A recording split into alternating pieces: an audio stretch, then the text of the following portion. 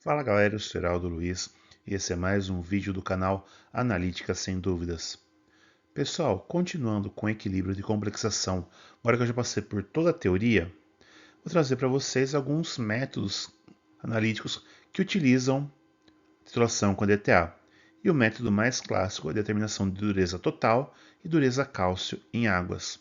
Mas antes de continuar, pessoal, já se inscreve no canal se não for inscrito ainda. Deixe um like no vídeo para não esquecer depois, isso ajuda bastante o canal a continuar crescendo. Sigam também o canal na rede social, Facebook, Instagram, Blue Sky e Threads. Lembrando sempre, eu sou mais ativo no Instagram. E também a função Hype está ativa, pessoal. Se você tiver Hype gratuito para impulsionar o vídeo, por favor, colabora, é uma forma de me ajudar. Agora sim, vamos para a aula. Pessoal, antes de continuar, eu queria lembrar vocês que apesar de ter passado de 5 mil inscritos no canal, ainda continua cerca de 80% da audiência não se inscrevendo, e isso prejudica bastante o canal frente à plataforma. Então, pessoal, não é inscrito, considere se inscrever, ajuda bastante o canal. Continua crescendo, de repente até conseguir melhorar mais ainda a qualidade dos vídeos para vocês, tudo bem? Então, se inscreve, curte, compartilha, dá o hype se puder, e isso ajuda bastante, tudo bem, pessoal? Agora sim, vamos ao vídeo. Então, pessoal, o que é a dureza da água? Representa, na verdade, principalmente as concentrações de cálcio e magnésio em águas, tudo bem, pessoal? Podem ter outros metais bivalentes, né, outros cátions bivalentes, mas os principais são esses dois. Eles precipitam, pessoal, em tubulações, causando entupimento muitas vezes. Então é muito perigoso para indústrias se tiver uma água com alta dureza. Pode começar a entupir tubulações e causar prejuízo à empresa, tudo bem? Também, pessoal, eles podem precipitar sabões detergentes, diminuindo a capacidade de limpeza desses produtos, pessoal. No Brasil, a água não é muito dura, mas eu já tive experiência de ir para a Europa e lá a água é bem dura. Você percebe que o shampoo não faz espuma, o sabonete não faz espuma. É até estranha a sensação que fica na pele depois do banho, no cabelo, devido à presença desses minerais na água, tudo bem? Por curiosidade, pessoal, no Brasil, para considerada potável, ela pode ter no máximo 300 miligramas por litro de carbonato de cálcio. Bem, essa é a legislação atual, né, que foi promulgada pelo Ministério da Saúde em 4 de maio de 2021. Antigamente era 500, no vídeo que eu fiz anteriormente, vai estar privado agora, era 500, que é a lei de 2011, em 2021 mudou a lei. Tudo bem? Então, para uma água ser considerada potável, ela tem que ter no máximo 300 miligramas de carbonato de cálcio por litro. Tudo bem, pessoal?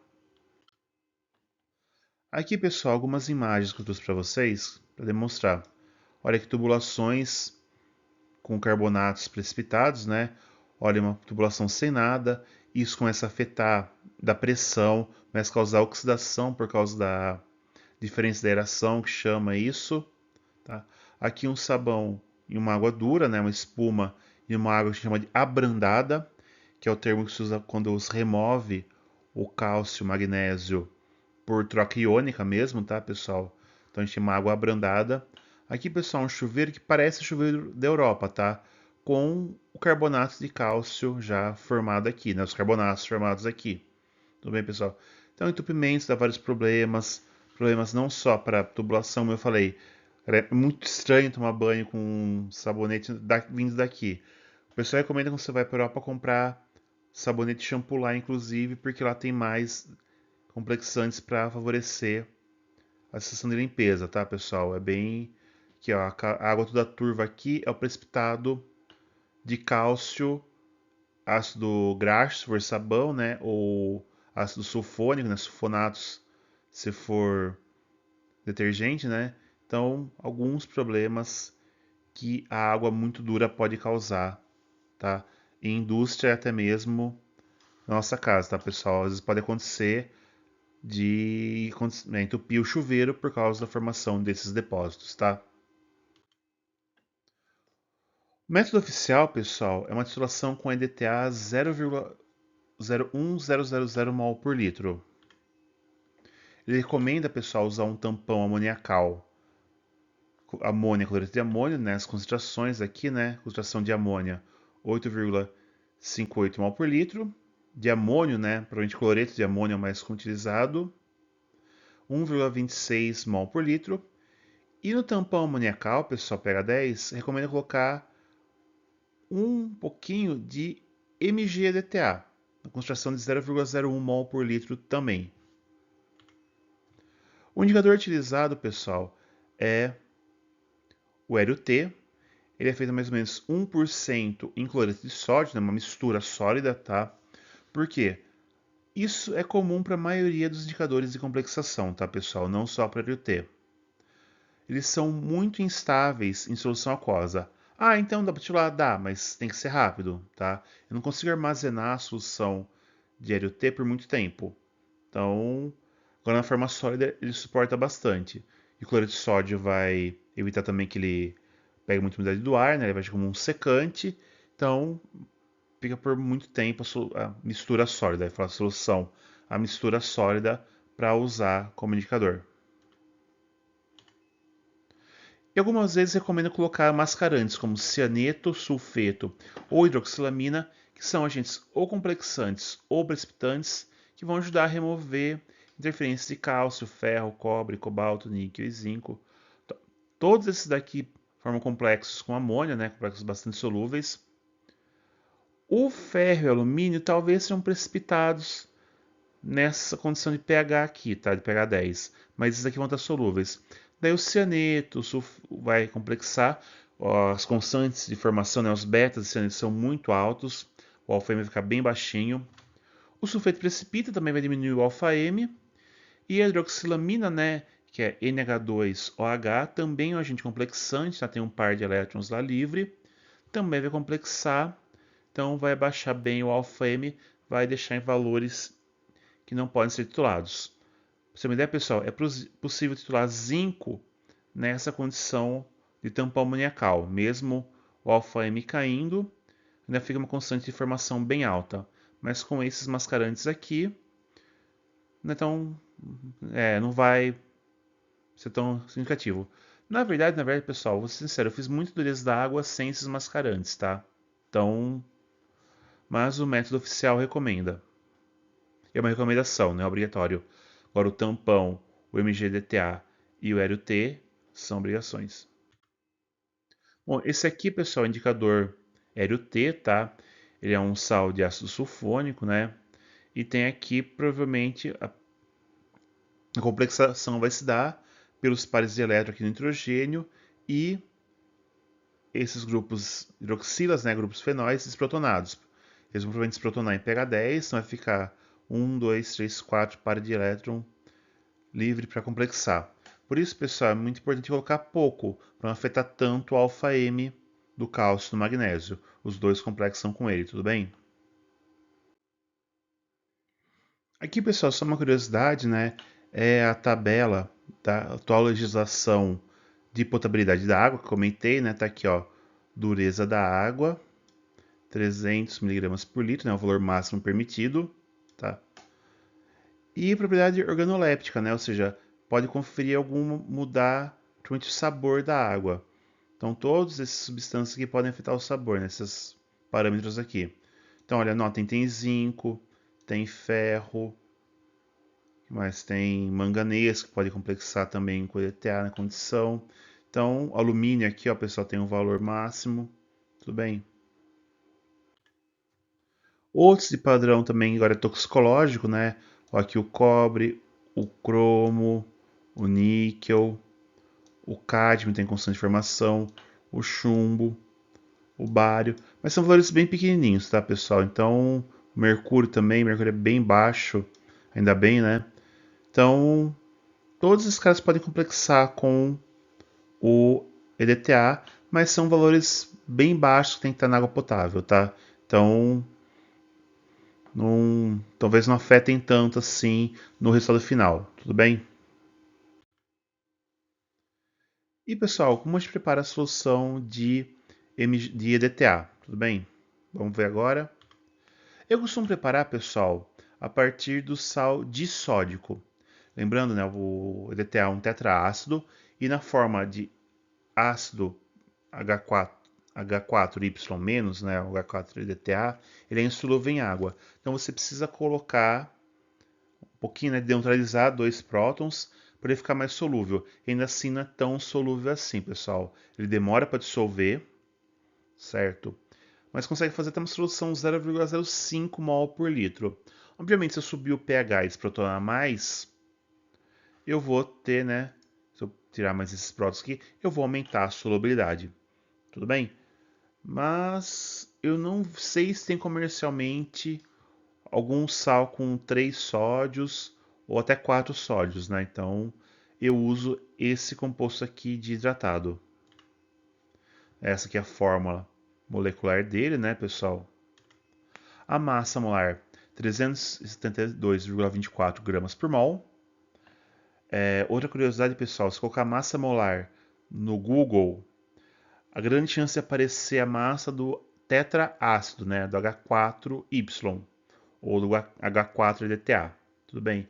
Vai dar uma massa bem menor e isso pode levar a erro na tua conta. Então, quando você for fazer as contas para a solução de vocês, confirmem qual reagente que é. Normalmente se usa o disódico de hidratado. Normalmente seco até entre 60 e 80 graus, tá, pessoal? Pois até 80 na apresentação, mas entre 60 e 80, porque ele vai tirar a umidade absorvida, mas não vai perder essa água da cristalização, tá? Então eu mantenho essa massa molar aqui, tudo bem? Então pode utilizar uma estufa até 80 graus. Tinha um professor, o final do professor Baroni, que era um asa em química analítica, pessoal. Acho que comentei dele aqui no canal. Ele falava que nem precisava secar na estufa. Podia deixar só aberto no secador com uma sílica bem azulzinha que já era o suficiente, tá? Principalmente se o reagente for recém-aberto. Mas eu, por segurança, sempre deixo aí. Eu tenho uma estufa só para secar EDTA no meu laboratório, que eu deixo sempre entre 60 e 80 para não correr o risco, tudo bem? Agora, pessoal, como faz os cálculos para concentração de EDTA? Tudo bem, vamos fazer rapidinho aqui com vocês. Qual a massa que eu preciso pesar? Então, né, lembrando que a molaridade da solução é igual a massa dividido pela massa molar vezes volume. Então, vamos fazer 1 litro de solução. Então, vou ter aqui 0,01 mol por litro, né? Que é a concentração que eu quero. Essa é a massa que eu vou pesar de EDTA, dividido por 372,24 gramas por mol, vezes 1 litro. Então, pessoal, a massa vai ser agora 3,7224 gramas do EDTA disódico de hidratado. Tudo bem, pessoal? Ah, se eu for fazer meio litro, pega, divide pela metade. Ah, se eu quero fazer só 100 mililitros, daí você ajusta um volume, tá, pessoal? Mas para 1 litro é essa massa aqui, tudo bem? Pessoal, lembrando, vocês talvez não consigam pesar exatamente essa massa aqui, né, pessoal? A massa calculada. Então, o que é o correto fazer para trabalhar com solução de DTA? Como ele é um padrão primário já, pessoal, esqueci de falar antes, o DTA já pode ser considerado um padrão primário, porque ele é estável, ele pode ser seco e tem uma alta massa molar. A gente pesa uma massa próxima a isso e depois recalcula a concentração real do EDTA, tudo bem? Sempre com 4 casas significativas, certo? É assim que a gente trabalha com o EDTA. E como prepara o tampão pH 10? Então, para cada litro de solução, eu coloco 67,6 gramas de cloreto de amônio, né? Como eu falei que é o mais utilizado. Ah, não tenho cloreto, tenho nitrato. Serve. Tem o sulfato. Tem que lembrar que o sulfato vai ter 2 amônios, pessoal. Tem que ajustar. A concentração de Na4 mais tem que dar essa. Então, eu prefiro usar o cloreto, tudo bem? Já vi gente que usou acetato. Acho que o acetato pode atrapalhar, porque também tem a hidrólise do acetato no meio.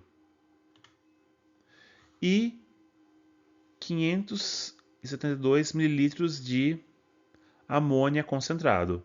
Vai dar a concentração de 8,58 mol por litro em 1 litro de solução, tá?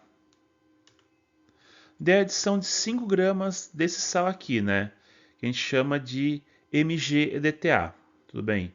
Então, ele tem um magnésio e 2 potássios e também todo o edetato dihidratado, certo?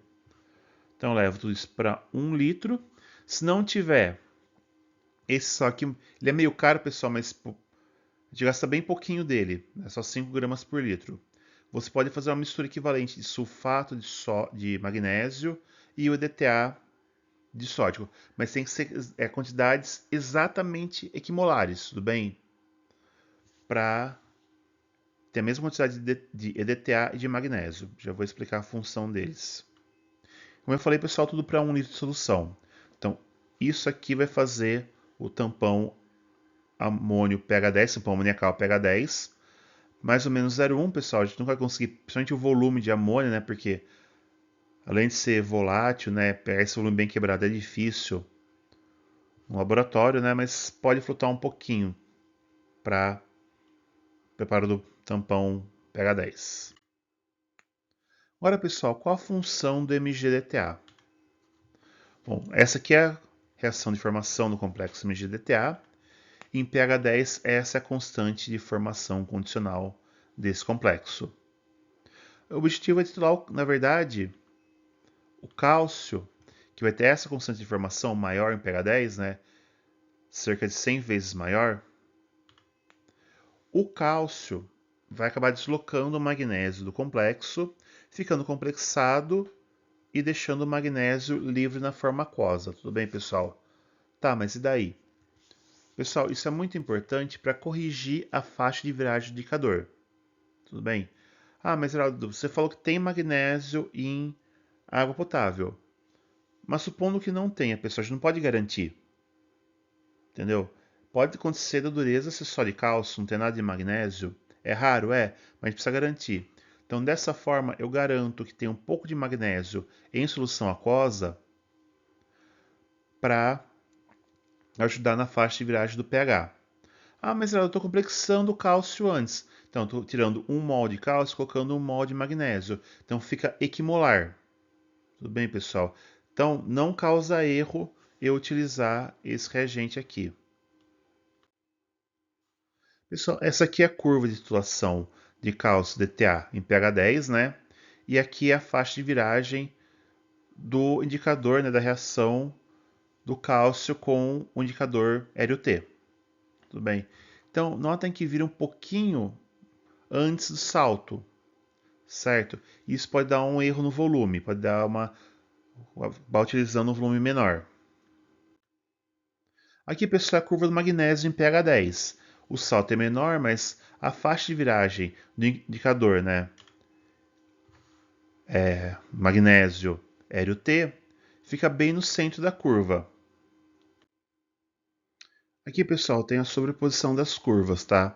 Então, eu deixei tracejado o magnésio, ela aqui está sobreposta, né? Elas sempre vão ser sobrepostas no mesmo pH, né? Então, aqui elas se divergem. Então, vamos ver aqui, ó. Aqui, a faixa de viragem do cálcio. Tudo bem? Agora, a do magnésio. Pega o centro das duas curvas, tá? Então, por isso é importante ter magnésio na determinação de cálcio. Então, como eu falei, eu vou ter colocado MgDTA, né? O ideal é comprar o pronto, né? O reagente pronto.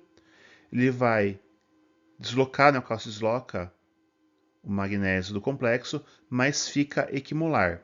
Daí vai ter uma quantidade suficiente de magnésio para facilitar na viragem, porque também a constante de formação agora do T com o magnésio é um pouquinho maior que do cálcio. Então tudo favorece a condição, tudo bem? Então, como é o método normalmente, pessoal, utilizado? Utilizar no máximo 100 ml de amostra, tá, pessoal? Então você pode comprar uma petavolmétrica de 100 ml, inclusive. Adicionar de 1 a 5 ml do tampão, pH 10, tudo bem? Por quê? Pode ser, às vezes, até mais. Se a água estiver muito ácida, talvez 5 ml não seja suficiente para tamponar o meio. Então, o ideal é sempre, depois de adicionar o tampão, medir. Pode ser com uma fitinha de pH, tá, pessoal? Ver se o pH está em 10. Se não tiver, não vai titular. Adicionar cerca de 50 miligramas de indicador, pessoal. Aí não é pesado. Muito método vai falar uma ponta de espátula. Eu gosto de pegar uma pontinha de espátula, pessoal, e eu vou batendo devagarzinho até ver a cor do indicador antes da viragem, uma cor que eu consiga ver, que é um tom meio vinho claro, tudo bem? Eu vou ter uma imagem mais pra frente. Adicionar mascarante, se for necessário, pessoal, como eu falei, eu nunca utilizei, vou ser sincero, mas o método recomenda. Eu titulo com EDTA 0,01000 mol por litro ou com a concentração ajustada. Normalmente, pessoal, se for necessário, eu uso uma boleta de 10. Para o Brasil, que é uma água pouco dura, o ideal é usar uma boleta com 100 ml. A gente pode usar uma boleta de 10 que não gasta muito reagente não, tá? Então, você corrige o erro. E a viragem, pessoal, como eu falei, é de vinho para azul. E sempre o resultado, pessoal, tem que ser expresso em miligrama de carbonato de cálcio por litro. Por quê? A gente vai considerar que é qual a massa de carbonato de cálcio precipitaria nessa condição. Tudo bem, pessoal? Provavelmente aqueles precipitados que eu mostrei para vocês no começo, a maior parte é carbonato de cálcio. Então, o usual, né, o recomendado é determinar converter para miligrama de carbonato de cálcio por litro. Tudo bem? Aqui, pessoal, não achei a imagem tão boa assim, mas essa aqui é a viragem, tá? Então, isso aqui é antes da viragem, isso aqui é depois. Então, você vai ter esse intermediário em combinação desse tom arroseado aqui, vinho, para esse azul mais... Nem sei que azul é esse, pessoal, azul claro. Então, vai ter esse roxo como intermediário, tá, pessoal? Mas a transição é bem rápida, tá? Então, às vezes consegue ver um pouquinho roxo, então já vai diminuindo a titulação, está quase virando. Tudo bem, pessoal? Como eu falei, pessoal, eu vou colocando bem pouquinho, batendo bem de leve o indicador, né, com a espátulazinha, antes de começar a titular, para ficar mais ou menos essa cor aqui, pessoal. Por quê? Se colocar indicador demais, ele também é um complexante, pode afetar o alfa-M. Se colocar demais, então pode deslocar um pouco o volume. Tudo bem, pessoal? E também, muitas vezes a pessoa põe ponta de espátula, acho que é espátula de pedreiro. Daí você vê fica preta a solução aqui, com uma bordinha roxa e vira um preto com uma bordinha azul, pessoal. Daí é muito ruim de ver. Tá? Quando vocês forem fazer no laboratório, façam isso. Vão colocando bem devagarzinho, dando batidinha assim, sabe? Na espátula, para cair bem de pouquinho indicador e vai agitando até ficar uma cor mais ou menos assim, tá, pessoal? Eu tentei melhorar a imagem do editor de imagens, mas não ficou tão boa. Não achei uma imagem melhor com as três cores, tá? Então, do vinho pro azul com esse intermediário roxado aqui, tá? Então, pessoal, vamos agora para o exemplo, né? Supondo 100 ml de uma amostra de água potável, titulado com EDTA 0,01000 mol por litro, em pH 10, usando DLT como indicador. Vamos calcular a dureza da água. Esses aqui são os volumes, pessoal. As buretes 10 ml dão até 3 Ks depois da vírgula, tá? Então a gente pode mostrar esses valores aqui. Então, uma lista qualquer, né? 8,590, 8,575 e 8,580 mililitros. Certo, pessoal? Vamos agora fazer os cálculos. Deixa eu pegar aqui uma cor de caneta, papel azul. Então, pessoal, primeira coisa, né? A gente tem que lembrar aqui o número de mols do EDTA é igual ao número de mols de cálcio. Toda reação com EDTA é sempre 1 para 1, tudo bem? O número de mols de EDTA é a concentração vezes o volume gasto. E o do cálcio vai ser a molaridade do cálcio, né? Vezes o volume de alíquota. Molaridade da 0,01000. O volume gasto deu 8, deixa eu lembrar aqui, 590. Eu vou determinar a variedade do cálcio. E o volume de alíquota foi 100 ml. Nessa condição aqui, pessoal, fazendo os cálculos, a concentração de cálcio é 0,0030859 mol por litro. Certo, pessoal? Mas não é o que o programa pede. Pede em miligramas de carbonato de cálcio por litro. Vamos converter então, mudar de cor. Então eu sei que 1 mol de cálcio representa 1 mol do carbonato de cálcio. Então, de novo, 1 mol de cálcio. A massa molar do carbonato de cálcio é 100,0869 gramas por mol. Tudo bem, pessoal? Agora, se eu colocar minha concentração de cálcio em mol por litro,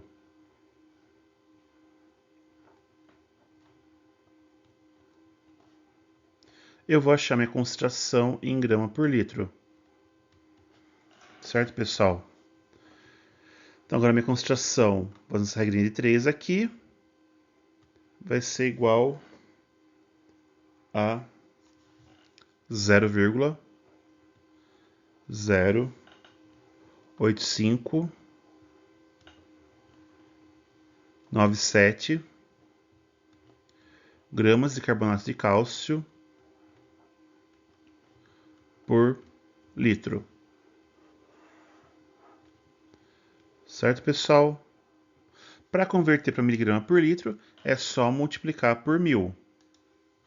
Então, a concentração em miligrama por litro vai ser igual a 0,08597 vezes 1000, que vai dar 85,97 miligramas de carbonato de cálcio por litro. Certo, pessoal? Então,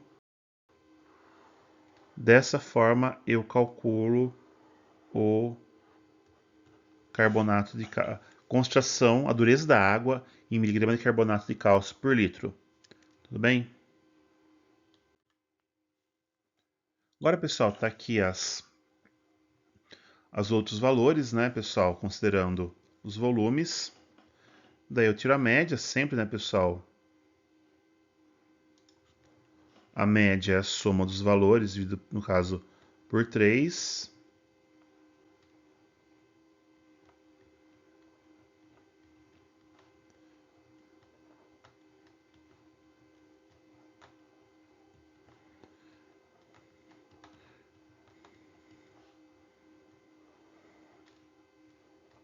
Então, a minha média vai dar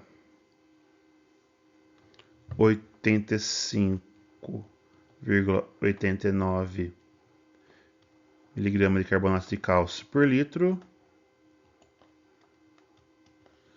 E a estimativa de desvio padrão, né, pessoal? Se a gente calcula, deu 0,08. Certo, pessoal? Então, dessa forma aqui, a gente determina a dureza total da água. Tudo bem? Agora, pessoal, a dureza cálcio, como a gente calcula? Na verdade, representa a componente cálcio na dureza total. Tudo bem, pessoal? Quais são as diferenças? Eu vou ajustar o pH para cima de 12, né? Usando agora uma solução de NaOH. Então, gotejando e medindo o pH. Pode ser uma solução de NaOH 1 mol por litro, por exemplo. Então, eu adiciono na minha alíquota devagarzinho, NaOH 1 mol por litro mais ou menos, até dar pH 12. Vou medindo também com a fitinha de pH. E uso o indicador Murexida, tá, pessoal? Que é um outro indicador de complexação. Também eu vou expressar em miligrama de carbonato de cálcio por litro. Então, pessoal, nem vou mostrar cálculo agora, nem vou simular, porque é a mesma coisa. Eu pegaria outros volumes simulados do mesmo problema e chegaria em um valor menor. Lembrando, a dureza cálcio tem que ser menor que a total, né? Está tirando o magnésio. Só de curiosidade, pessoal, que a morexida, né? A gente compra como sal de amônio. Então tem tem par de elétron aqui nos oxigênios para complexar, né? As carbonilas também podem acabar doando próton, tem os nitrogênios. Então também é complexar o cálcio. Essa aqui é a viragem, pessoal, de um tom róseo para esse tom mais púrpura aqui, tá, pessoal? Vou ser sincero, pessoal, eu nunca fiz. Então eu achei essa imagem na internet e pela descrição que eu vi, realmente é uma titulação de dureza cálcio, tá?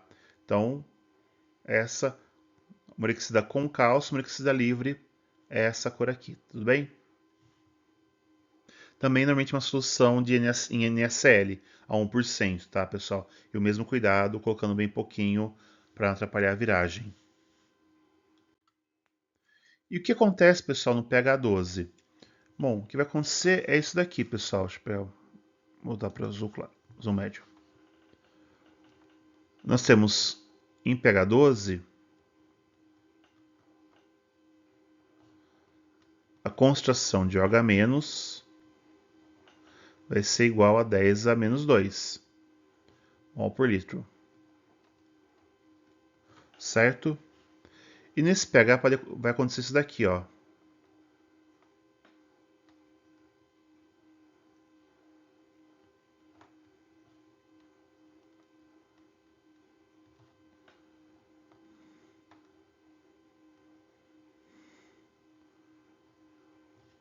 Vai precipitar o magnésio na forma de hidróxido. Em pH 10 ele não atinge o KPS.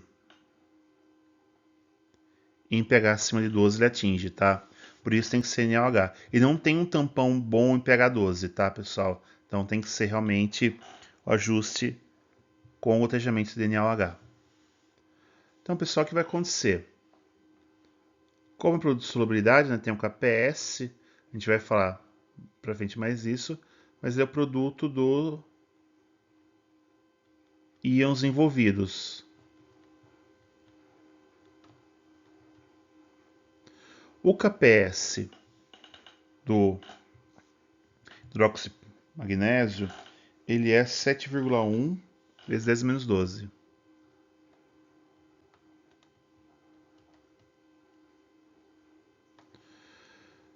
Certo?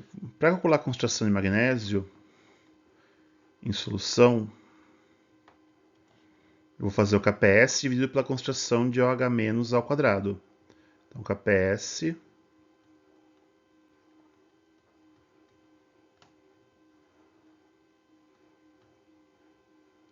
ao quadrado. Isso aqui vai dar 7,1 vezes 10 a menos 8 mol por litro. Isso aqui, pessoal, é praticamente o alfa-M do magnésio nessa condição, tá? Então, se eu fizer a constante de formação do magnésio DTA nessa condição, a constante livre é 4,9 vezes 10 oitava. O alfa 4 em pH 12 é 0,98, tá, pessoal? E esse alfa M aqui. Isso aqui dá 34,09. Ou seja, não é titulável, tá, pessoal? Se lembra que tem acima de 10 a oitava? Então, nessa condição, eu não consigo titular o magnésio. Então, agora eu vou ter uma condição que só o cálcio está solúvel, o indicador só complexo cálcio. Então, eu vou determinar realmente só a concentração de cálcio na componente dureza. Tudo bem, pessoal? Então, pessoal, não vou ter cálculos, porque o cálculo é o mesmo que eu dei no exemplo passado, tá, pessoal? Para não ficar repetição da mesma coisa. Então, volta os minutinhos do vídeo e só mudem daí os valores, lembrando que eu faço dureza total e faço dureza cálcio, os volumes obtidos na dureza cálcio têm que ser menores ou no máximo iguais ao dureza total. Se eu gastei muito mais na dureza magnésio, tem algum problema no método. Tudo bem, pessoal? Então é isso, pessoal. Esse foi mais um vídeo do canal. Espero que tenham gostado. Pessoal, novamente, chegou até aqui, se inscreve no canal, deixe um like no vídeo, ative as notificações, compartilhe na rede social de vocês e também use a função Hype que já está disponível para fortalecer o canal, para ele continuar crescendo e continuar melhorando frente à plataforma. Tudo bem? Quem quiser e puder colaborar com o canal também financeiramente, o botão Valeu Demais já está ativo, você pode doar valores a partir de R$ 2 e o seu comentário fica em destaque, lembrando que isso é uma doação. Siga o canal na rede social, Facebook, Blue Sky, Instagram e Threads. Lembrando sempre, pessoal, eu sou mais ativo no Instagram, que é uma forma de manter contato. E dúvidas, pessoal, podem ser ou deixadas aqui nos comentários, estão abertos para isso, ou através das redes sociais, ou através do e-mail que é asemduvidas@gmail.com. É tudo por hoje, pessoal. Até a próxima. Valeu. Tchau.